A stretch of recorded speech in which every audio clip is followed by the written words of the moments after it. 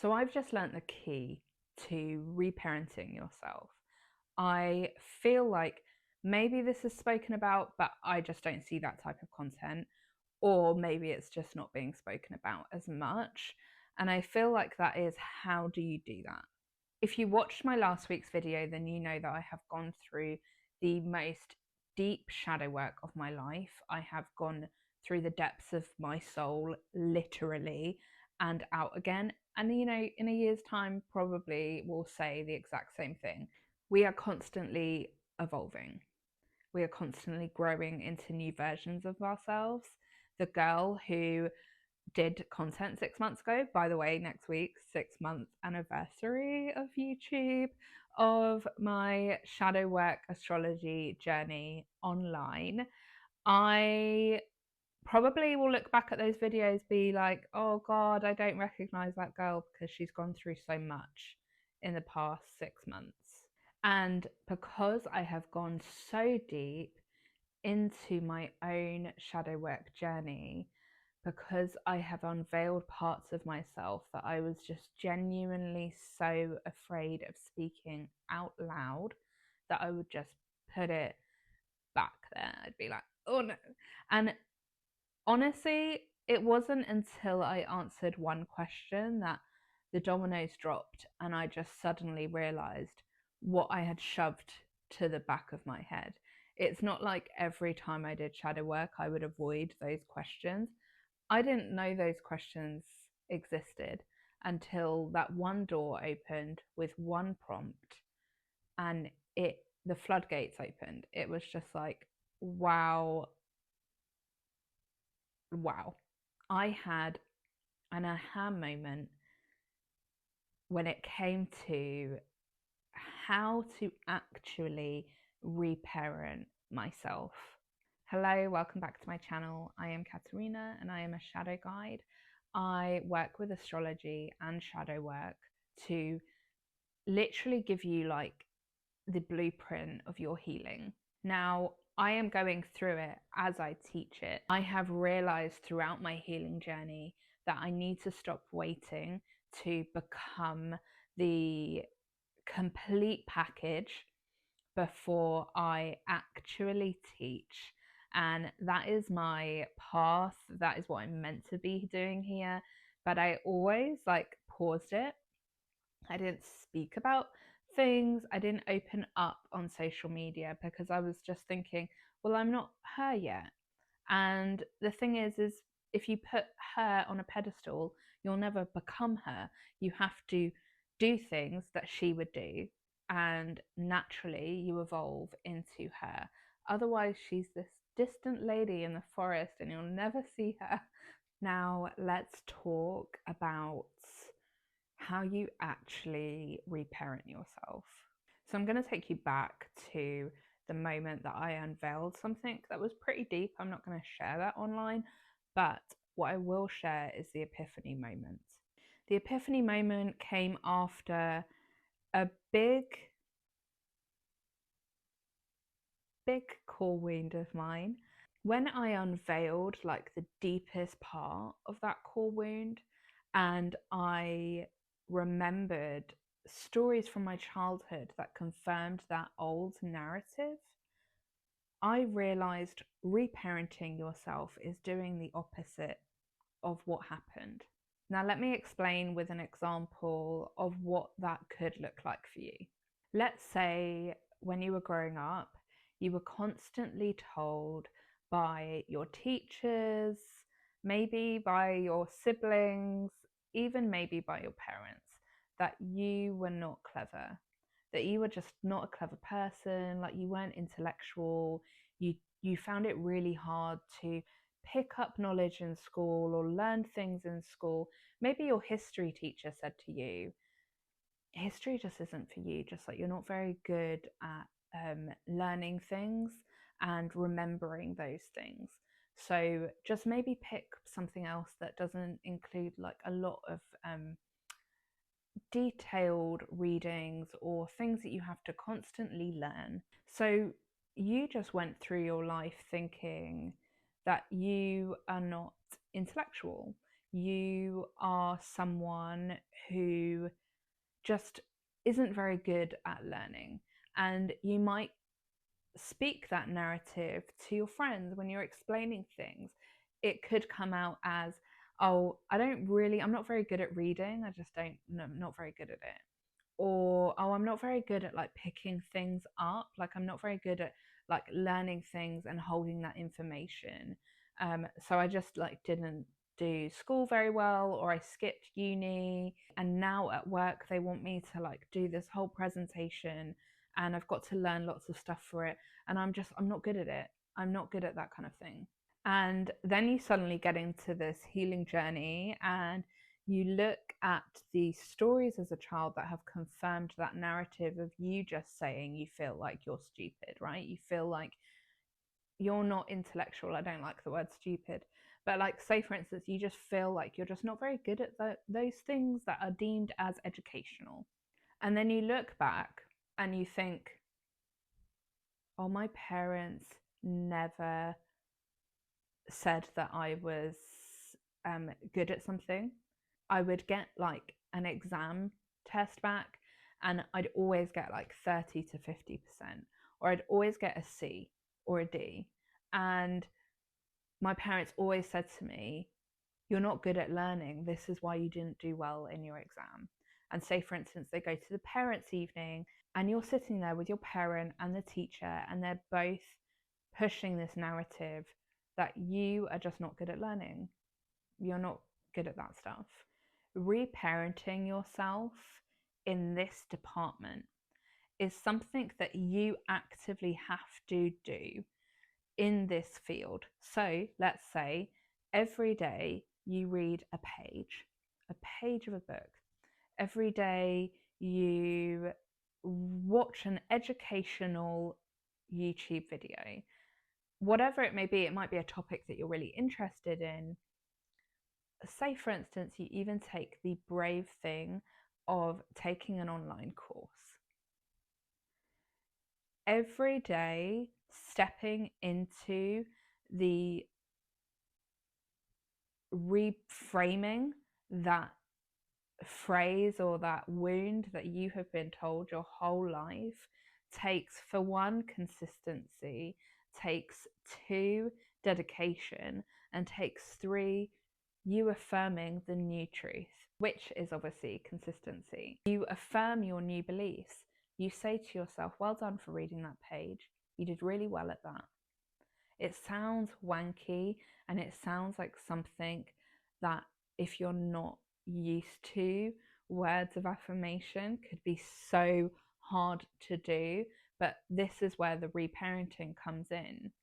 You need to daily give you the words that you wish your parents said to you, or give you the words that you wish your teachers said to you. You need to do that. And that's what they say when they say reparenting. Reparenting a frame of mind that has been pushed upon you since a child. Say, for instance, you were told as a child that you need to lose weight, and this was something that you had from a young age up until probably your 20s, or even now. This is a deep wound. This is a self-worth wound. It's not something that can easily be fixed with just affirmations. It takes consistency, it takes bravery, and it takes a realization that regardless of what your body looks like, you deserve to be worthy of joy, of love, of kindness. It isn't something that, like, your body and your worthiness are totally two separate things. But as women and in this society, we have been taught that they come together. They do not. Your worthiness of just existing is like staple there regardless of anything else in your life. So it's a lot harder than just like reparenting yourself, but the reparenting helps to give you the words, especially the words, if you never had them. So that is you putting on a dress and going to an event and saying in your mind or saying to yourself, holding your stomach and saying, you deserve to be here. You deserve to be here. Saying to yourself, you look really beautiful today. Saying to yourself, I am worthy of love just as I am. If you tap into mirror work here, that would really help you if you did it every day, every evening, just look in the mirror and saying, I am worthy of love just as I am. I am worthy of joy just as I am. I am worthy of rest just as I am. Now, if we look at actions, say for instance, as a child, you just were always made to feel like what you did wasn't good enough, that it always had to be perfect, that you always had to give like 1,000% in order to get any sort of words, and maybe you didn't get words at all.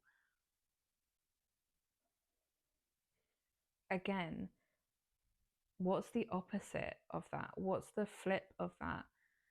Not finishing the project and still congratulating yourself. Paint and stop after an hour. You haven't finished it. That's okay. You can pick it up another time if you want to. But saying well done for taking time for yourself without focusing on the result.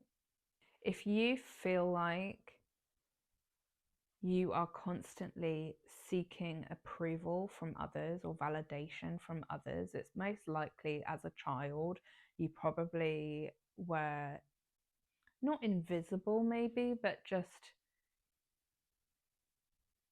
everyone was really busy around you, so you kind of got lost in the source, as they say. Is that a saying? I think so.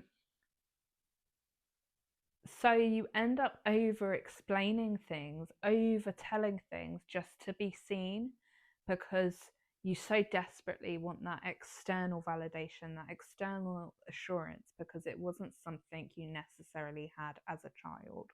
And you learnt to give instead of give. And the way to heal that is to give. You stop yourself. If someone's going to say something and you feel like they didn't understand what you meant, take a breath, ask yourself, will me explaining help the situation? Will it validate me? Will it give me more than I can give myself? And normally it's like a couple deep breaths and you come back to center and you're like, yeah, no, I don't need to do that. Because that's an old pattern. And the new pattern, the new reparenting yourself, the way you actually do it is by giving you the opposite of what you had. And that helps with reframing that love that you desperately crave, you can give to yourself.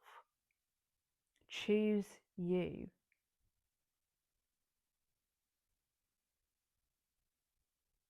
You deserve to be chosen. So choose yourself. Choose your healing. Choose the love that you desperately craved as a child.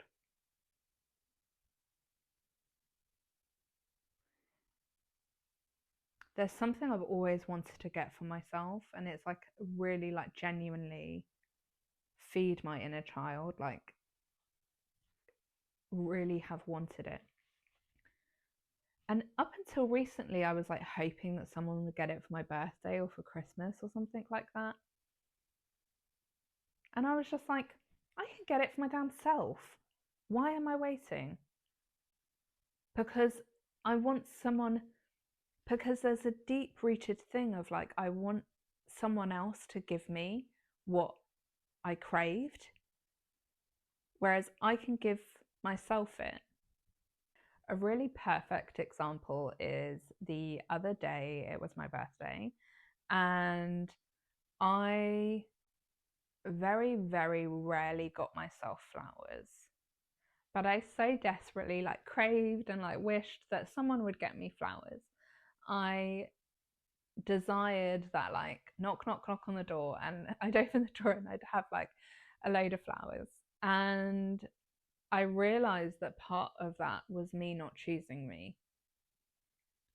How can I give that love that I want to myself? And I would always, give the self care to myself, but I would stop at certain things because I was waiting for someone else to give it to me. And that is waiting. That is external shit. You are validating yourself with external things again, external people, external whatever. Like you are seeking outside of yourself for validation, for approval. And the flowers, I could have not got them or got them. But in that moment, I was like, what is the best thing to do for myself this morning that shows myself that I choose me? And I was like, going for a walk, grabbing a coffee, and buying myself flowers. And it was really simple, really, really simple, but I chose me. I didn't wait for the moment to like see if I had any presents or all the texts. Like I just chose me in that morning and being like, okay, I choose you. This is your birthday. Let me get something for you. And that is that is my own reparenting. That is my own reframing of something that up until recently I didn't realize that I wasn't doing. So if you were given a lot of hardships as a child, if you were told that you're not good enough, if you were told that you're not very smart, even if you were told that you would never make it as a singer, now's the time to reparent those things. Give yourself the love by telling yourself that you love you every day. Tell yourself that you are smart every day. Affirm that with actions. Read a book. Learn things. And every time you do, it will tell that part of your brain, no, I am smart. Look, I've just read a whole book about quantum physics, and look at me, I've retained that information. I am smart. Go join a local choir and tell yourself that you can be a singer because you can sing. Do not wait for someone else to give you that, because you will always, always be seeking outside of yourself and you will never be able to reparent yourself that way. Be the parent that you wish now that you would have had. Be that for yourself in the little ways that you can daily. It's the tiny, tiny little habits consistently, whether that's every day, weekly, or monthly, that will get you to reframing the sentences, the phrases, the actions that you had consistently as a child. If you feel safe to do so, comment down below what you think the reframe would be for you, whether that's something that you think you should say to yourself daily or do for yourself daily or weekly or monthly, whatever it is. Comment down below because I would love to start that conversation. Next week is the launch of my new service, and I am so excited. I have had in-person clients with this service, but I've never brought it online, and it has made me scared to do so. And I don't know why, but we're here, and I listened to the big noise and I just made it happen. And I was like, no, this is the time. What are you waiting for? So yeah, I'm genuinely really excited. And then we have our new backdrop next week. I'm really excited for my new space. I feel really good. I feel really good with this now. I feel like, I don't know, just something's different, something's shifting. It's the first house year perfection. If you saw last week's video, then you know what I'm talking about. But anyway, I want to thank you so much for watching this video, and I really appreciate every single person. Even if I have 2 views, I appreciate you guys so much because you took the time to like click on my video and watch me, and like, yeah, I'm gonna cry. What the hell? Anyway, thank you so much for watching, and I'll see you in the next video.